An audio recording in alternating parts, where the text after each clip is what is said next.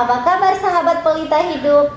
Nah, kali ini saya akan membahas sebuah kasus kriminal yang cukup menghebohkan sekaligus menyedihkan, yaitu kasus Baby Sterling.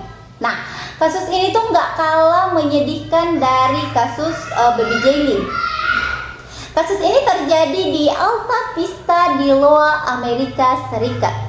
Bagaimana tidak? Ada seorang bayi yang bernama Sterling Kohn yang saat itu usianya belum genap 4 bulan itu harus meninggoy dengan cara yang cukup tragis. Nah, kasus ini baru terungkap pada tanggal 30 Agustus tahun 2017, di mana waktu itu Baby Sterling ditemukan di ayunan di dalam kamarnya yang pengap, gelap, bau urin dan bau feses. Dan yang lebih parahnya lagi, Baby Sterling ini tidak diberi makan, tidak diberi minum, dan tidak diganti popoknya selama sekitar 9-14 hari. Nah, saat ditemukan dia mengalami ruam popok yang sangat parah. Dan yang lebih mengerikan, karena popoknya itu dipenuhi dengan belatung. Dan belatung itu juga lah yang memakan jaringan tubuh Baby Sterling yang sudah busuk atau udah mati, bahkan saat Baby Sterling itu masih dalam kondisi hidup. Nah, hasil otopsi membuktikan bahwa Baby Sterling meninggoy karena kekurangan gizi, dehidrasi atau kekurangan cairan, dan infeksi yang parah. Nah, infeksi ini disebabkan oleh belatung yang menyebabkan bakteri coli itu masuk ke dalam aliran darah Baby Sterling. Dan saat ditemukan, mata Baby Sterling itu masih dalam kondisi terbuka dan tangan mengepal. Berat badannya itu hanya kurang lebih 7 pon atau sekitar 3 kg. Dan lalat itu banyak hinggap di tubuh mungilnya itu. Saat ditemukan, Baby Sterling diperkirakan meninggal dunia kurang dari 24 jam sebelum ditemukan. Nah, sekarang kita masuk nih. Siapa sih orang tua Baby Sterling yang dengan tega menelantarkan bayi mungilnya itu? Nah, jadi ayah Baby Sterling itu bernama Zachary Kohn. Nah, Zachary Kohn ini tuh dibesarkan di komunitas Mennonite oleh orang tua angkatnya. Tapi pada saat menginjak usia 16 tahun, dia diusir tuh sama orang tua angkatnya karena dia ketahuan merok. Nah, setelah keluar dari rumah orang tua angkatnya, dia mulai menjadi pecandu narkoba. Nah, itu sekitar usia 17 tahun. Tapi meskipun dia jadi pecandu narkoba, untungnya nih dia tuh mau bekerja. Jadi dia bekerja sebagai super truk di sebuah perusahaan. Nah, saat usianya menginjak 19 tahun, dia menikah dengan seorang wanita bernama Sherry. Dan dari pernikahannya itu mereka dikaruniai seorang putra. Sayang, hubungan mereka itu harus berakhir dengan perceraian tak lama setelah putra mereka lahir. Nah, singkat cerita, pada tahun 2014, Zachary ini bertemu dengan Cheyenne. Nah, saat bertemu dengan Cheyenne, usianya itu sudah 25 tahun, sedangkan Cheyenne waktu itu masih berusia 17 tahun.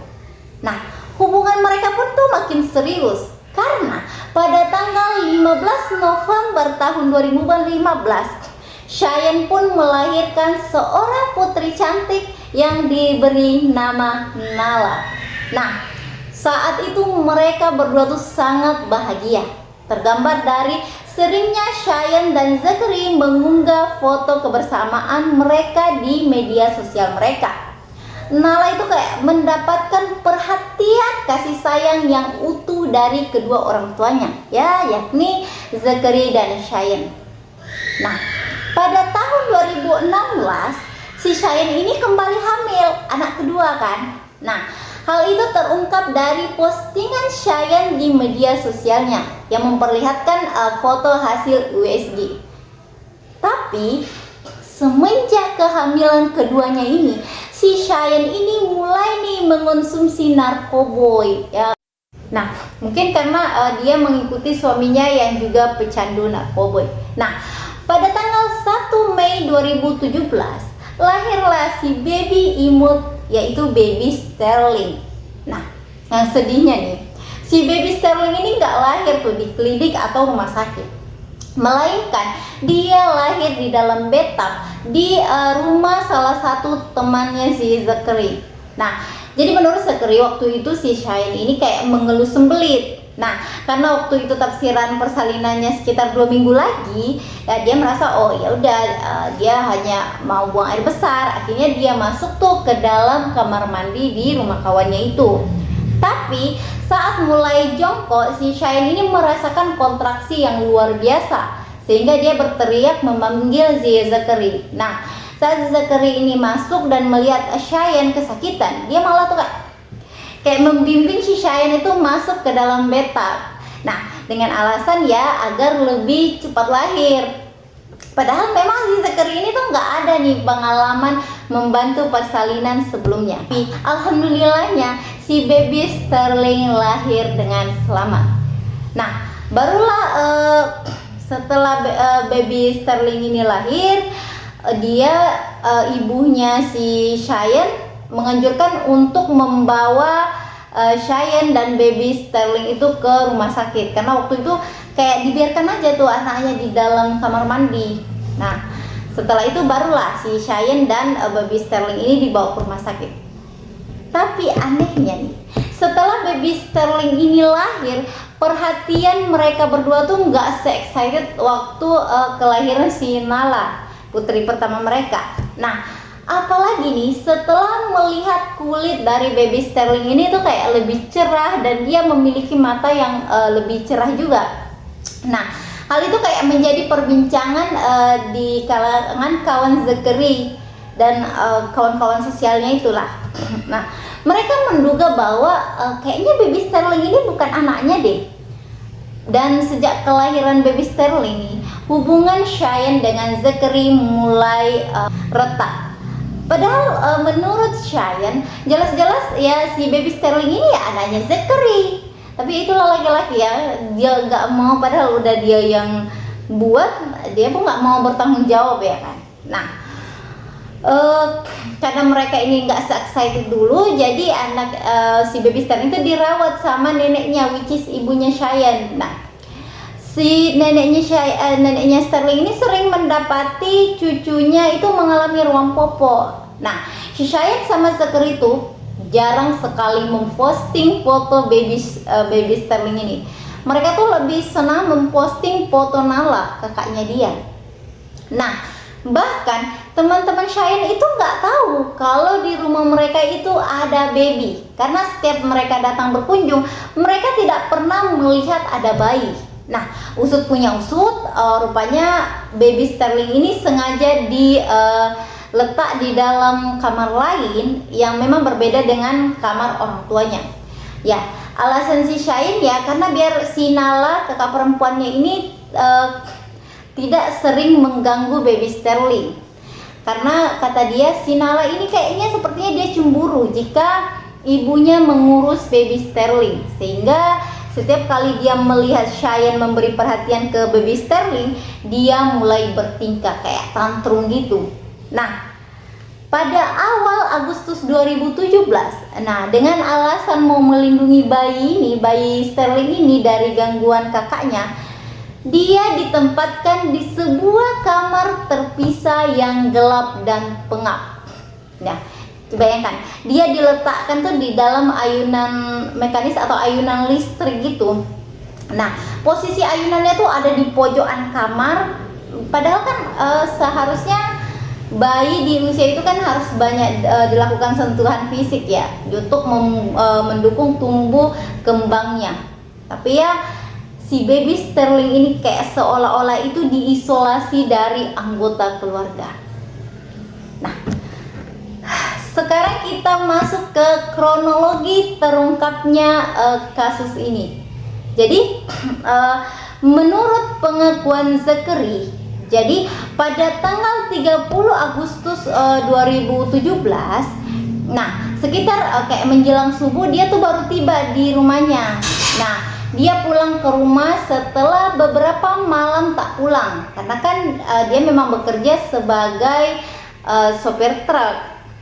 Sesampai di rumah, si Zakary ini mendapati putrinya Nala itu nggak bisa tidur, sehingga dia berinisiatif tuh menyiapkan sandwich keju. Nah, sekalian dia buatkan Nala, sekalian dia buatkan juga untuk Cheyenne. Nah, setelah makanan siap, mereka pun menikmati makanannya. Mereka sama sekali tuh nggak ada yang membahas tentang baby Sterling. Nah, nggak bahas bagaimana kabarnya, apakah dia sudah tidur atau belum, nggak ada. Mereka kayak menganggap seolah-olah nih baby Sterling itu nggak ada di rumah itu.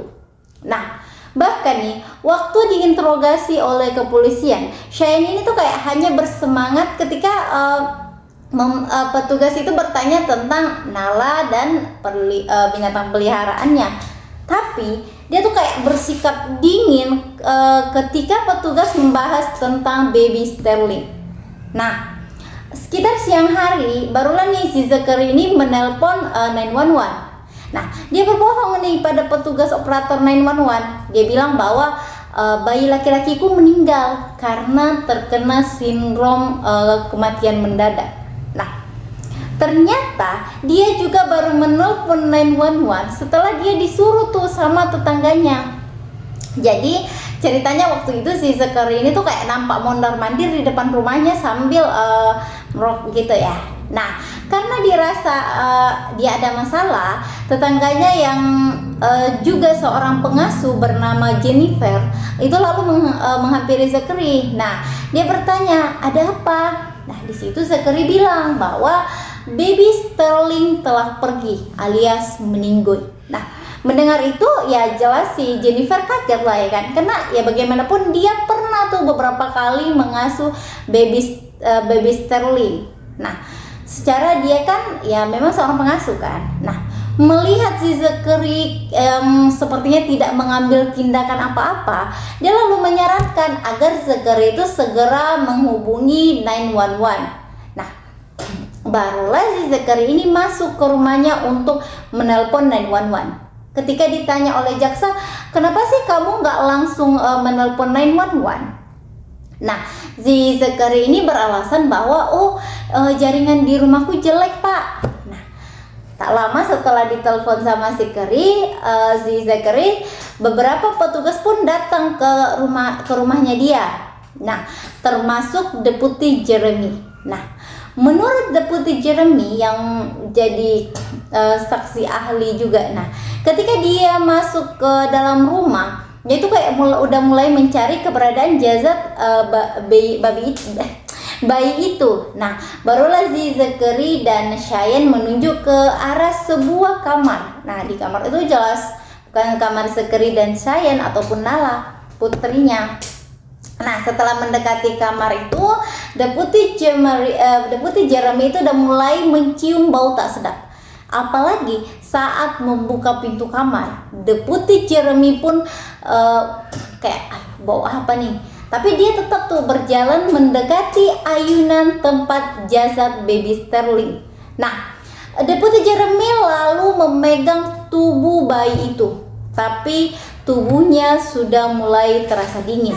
Dan ada noda bercak merah itu di mulutnya, dan telapak tangannya tuh kayak tampak mengepal gini. Nah, Deputi Jeremy pun meraba dahinya, dan di situ Deputi Jeremy melihat mata baby Sterling itu masih dalam posisi terbuka. Nah, Deputi Jeremy pun mengangkat lengan kiri baby Sterling, tapi tangannya sudah begitu dingin dan kaku. Deputi Jeremy pun memprediksi bahwa sepertinya baby Sterling ini meninggoy sekitar 12 sampai 24 jam yang lalu sebelum ditemukan ya. Nah, baby Sterling ini tuh waktu ditemukan mengenakan kaos berkerah. dan tubuhnya ditutupi selimut, dan ayunannya itu berada di pojokan kamar. Jadi bisa kebayangkan bagaimana pengapnya baby Sterling ini selama beberapa hari.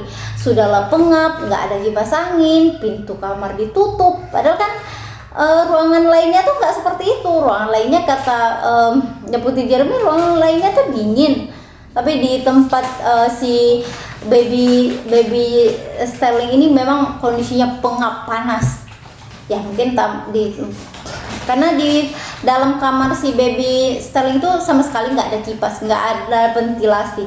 Nah, seorang profesional medis unit perawatan intensif bernama Tony Frederick, Tony Frederick yang juga dipanggil ke rumah baby Sterling itu menjelaskan bahwa setibanya di sana dia mendapati rumah itu berantakan. Bahkan menurut dia kasus kali ini tuh kayak meninggalkan trauma mendalam bagi dia.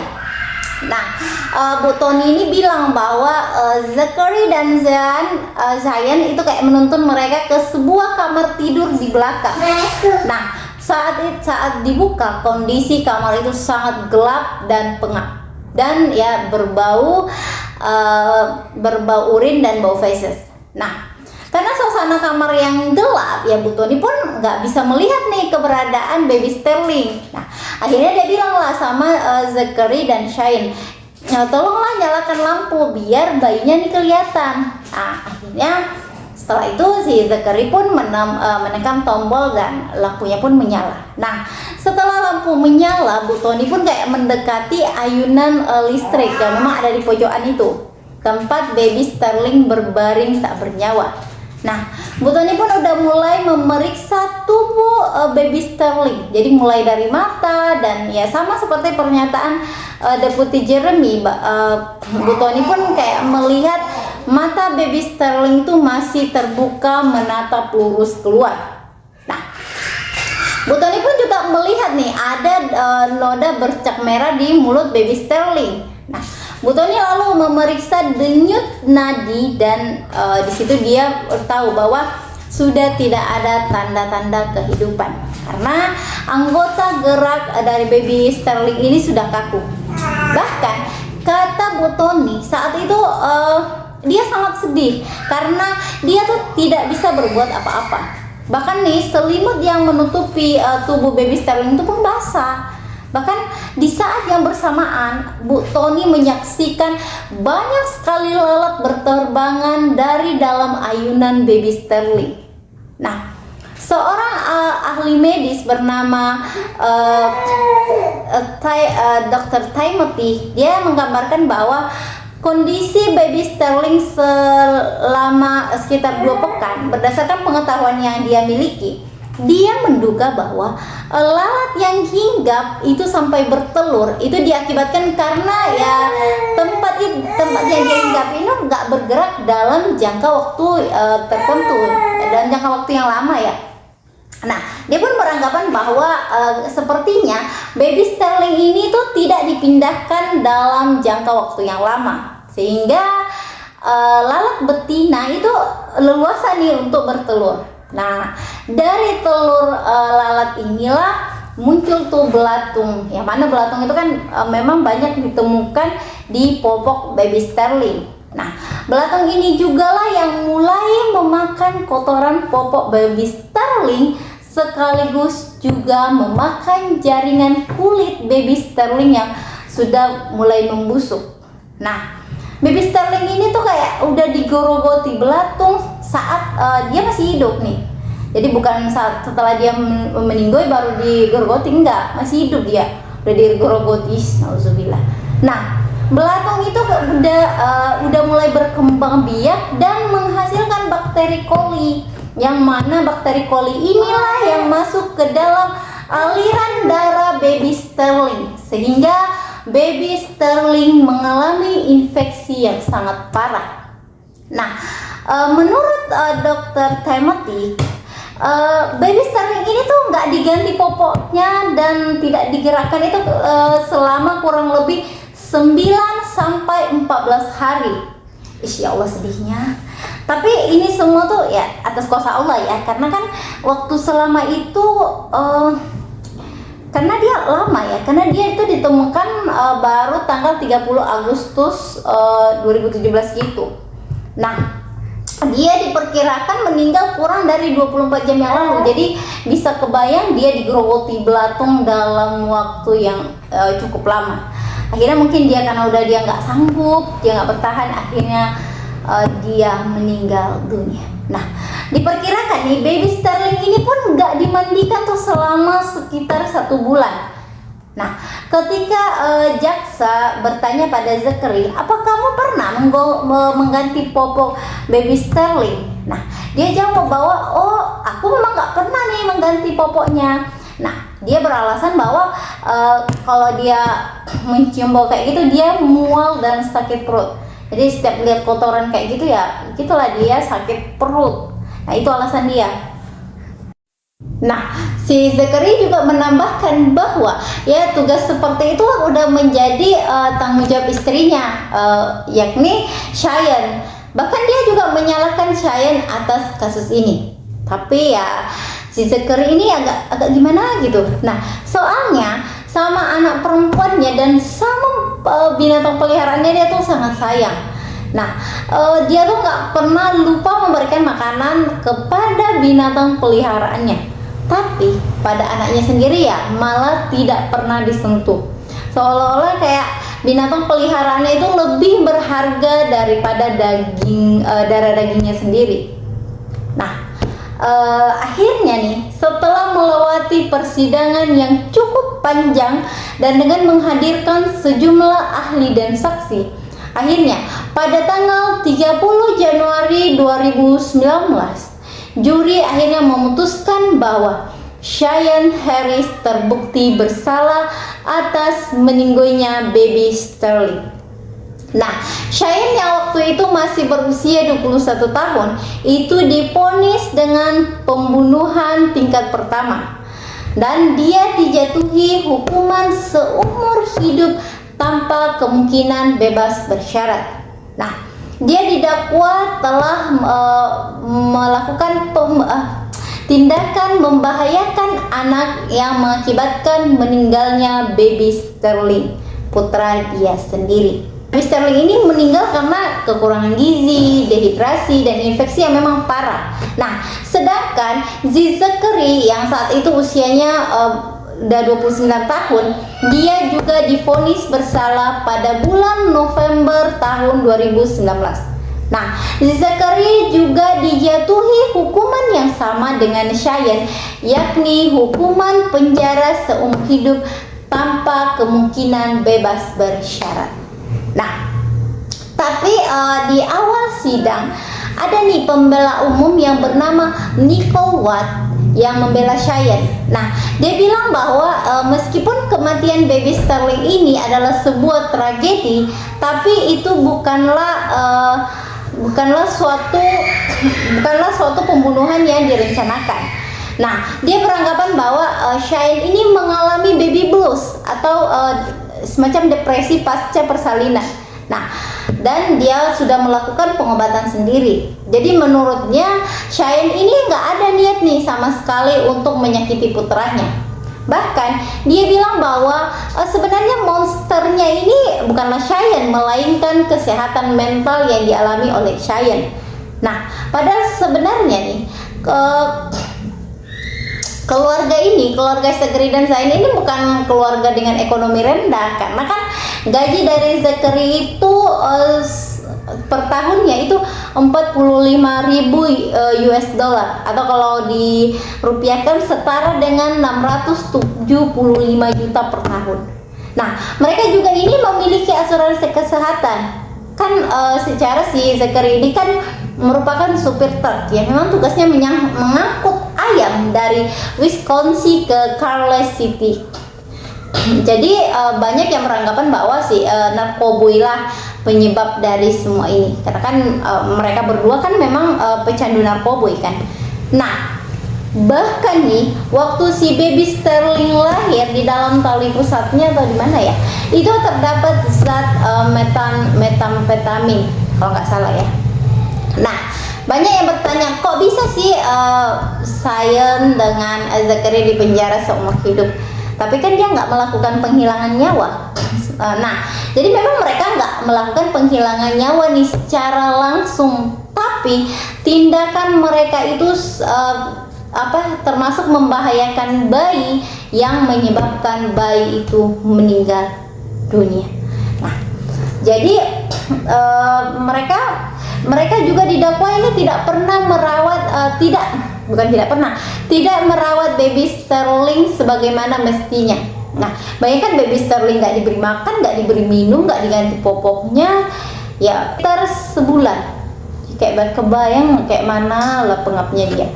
Nah, tapi ada yang saya salut dari putusan hakim ini ya, karena kan dia memvonis kedua orang tuanya. Jadi dia nggak memvonis ibunya saja. Karena kan biasanya kebanyakan di kasus seperti ini yang dihukum atau yang disalahkan itu ya selalunya ibunya. Nah, sementara suaminya udah bebas berkeliaran nih seolah-olah tanpa dosa. Padahal kan menjaga anak atau merawat anak adalah tanggung jawab bersama. Nah, sekarang kayak nggak habis pikir ya, apa yang ada dalam pikiran Zachary dan Sean yang seolah-olah tak peduli dengan anak mereka. Apa karena pikir ya, apa yang ada di dalam pikiran Zachary dan Sean ini yang mereka nggak peduli sama sekali dengan anak bungsu mereka. Kayak semacam nggak ada rasa kasihan ya menyaksikan anaknya ini jadi santapan belatung ya kan. Nah, selama di penjara, nah si Zion ini tuh sering bertengkar dengan napi lainnya karena napi lain itu ternyata membuli si Zion. Nah, mereka beranggapan bahwa tindakan Zion itu merupakan kejahatan paling buruk. Nah, tapi meskipun sudah ditahan, si Zion ini tidak merasa telah menjadi penyebab anaknya meninggal dunia. Dia merasa bahwa aku merasa udah menjadi ibu yang baik kok. Tapi dia juga mengakui bahwa memang benar beberapa hari sebelum baby Sterling ini meninggal, dia memang tuh meninggalkan rumah beberapa hari dan meninggalkan baby Sterling sendirian berarti. Nah, tapi dia juga mengaku bahwa ya dia akan terluka nih seumur hidupnya. Nggak tahu terluka karena dia di penjara atau terluka karena kehilangan anaknya, nggak tahu ya. Tapi menurut sahabat pelita hidup, ini sebenarnya dia sebenarnya pembunuhan disengaja atau enggak sih ya? Karena kan gimana ya, jadi bingung apakah gara-gara dia melakukan ini karena memang betul-betul dia menderita baby blues atau memang dia nggak mengharapkan kehadiran anak bungsu ini. Coba di komen di bawah ya. Oke, nah banyak sekali pelajaran yang bisa kita ambil dari kisah baby Sterling ini. Bahwasanya penggunaan obat-obat terlarang itu sangat mempengaruhi kehidupan orang, dan termasuk kehidupan berumah tangga ya. Nah, terus juga kita bisa ambil hikmahnya bahwasanya kita tuh nggak boleh nih pilih kasih kepada anak, karena kita nggak tahu nih anak mana yang akan menolong kita kelak. Nah, yang ketiga sebenarnya masih banyak ya, tapi yang ketiga itu memang saya salut dari hakimnya ini karena dia memvonis dua-duanya. Jadi seolah-olah memang bukan seolah-olah, tapi memang mereka berdua bersalah. Jadi kayak adil lah hakimnya ini, nggak cuma si Cheyenne yang dihukum, tapi juga si Zachary ini. Jadi mudah-mudahan ini menjadi pelajaran berharga untuk kita, terutama kita sebagai sebagai orang tua, sebagai seorang ibu, bahwasanya anak itu adalah aset yang berharga, tidak boleh disia-siakan karena ya rezeki itu, anak itu adalah rezeki yang paling berharga. Oke, sekian dan terima kasih. Mohon maaf apabila ada kekurangan. Assalamualaikum warahmatullahi wabarakatuh.